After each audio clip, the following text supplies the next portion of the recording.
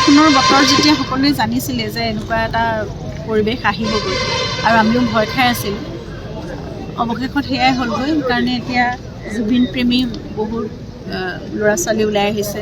আমি সকলোৱে এটা একেবাৰে টেম্পৰেৰী চলিউশ্যন, এইটো মানে কোনো ধৰণে বহুত দিন যে যাব সেইটো কথা নহয়। আমি অলপ ত্ৰিপাল আনিছোঁ, তেনেকুৱা ধৰণে সঁজুলি কিছুমান আনি পেলাই এতিয়া সকলোৱে মিলি আৰু যিখিনি পাৰোঁ বাঁহ কাঠ ইয়াতে লোহাৰ কিছুমান পাইছোঁ, সৰু সৰু খুঁটি, তেনেকৈ আমি মাত্ৰ টেম্পৰেৰী কেইদিনমানৰ কাৰণে চলিব পৰাকৈ যাতে পানী নপৰে সেইটো চাওঁ।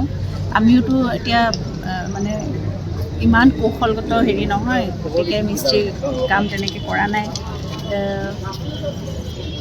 চেষ্টা এটা কৰিছোঁ আৰু মানে বস্তুখিনি অকণমান প্ৰটেক্ট কৰি ৰাখিবলৈ। তেওঁলোকে কাম আৰম্ভ কৰিছে। তেওঁলোকে কেনেদৰে এইখিনি আচলতে বস্তুখিনি তেওঁলোকে কোনোবা এটা জেগালৈ স্থানান্তৰিত কৰাৰ কথা আছিল, আৰু নহ'লে বা এটা কিবা প্ৰটেক্টেড জেগা এটাত ৰখাৰ কথা আছিল। যিমানসমূহ উপহাৰ, কাৰণ ৰাইজে বহুত মৰমত জুবিনলৈ আনি পেলাই দিছে এই বস্তুবোৰ। বহুত বস্তু আছে ইয়াত, কিতাপ পত্ৰৰ পৰা আৰম্ভ কৰি ফটোৰ পৰা আৰম্ভ কৰি বহুত হাতেৰে নিৰ্মাণ কৰা মানে সামগ্ৰী আছে। গতিকে গোটেই বস্তুখিনি মৰমখিনি আমিতো আৰু এনেকৈ মানে অৱহেলা কৰিব নোৱাৰোঁ। গতিকে চাওক তেওঁলোকে কেনেকৈ কৰিব পাৰে সেইখিনি, আৰু আমি বহু দিনৰ পৰা কৈয়ে আছোঁ কথা, তেওঁলোকে কেনেকৈ ভাবে কি কৰে। সকলোৱে কিন্তু ৰাইজে এতিয়া নিজেই কৰিবলৈ আগবাঢ়ি আহিব বিচাৰিছে।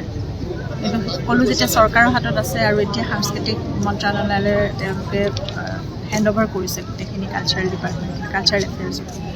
তেওঁলোকে কিবা ডিচিশ্যন লৈছে কিবা জনাইছে নেকি আপোনাক? এতিয়া জনোৱা নাই। আমি মানে টেম্পৰেৰী সেইকাৰণে কেইদিনমান যোৱাকৈ এইটো চলিউশ্যন তেওঁলোকে সোনকালে কিবা এটা পদক্ষেপ ল'ব বুলি ভাবিছোঁ। আৰু নহ'লে ৰাইজ সাজু আছে।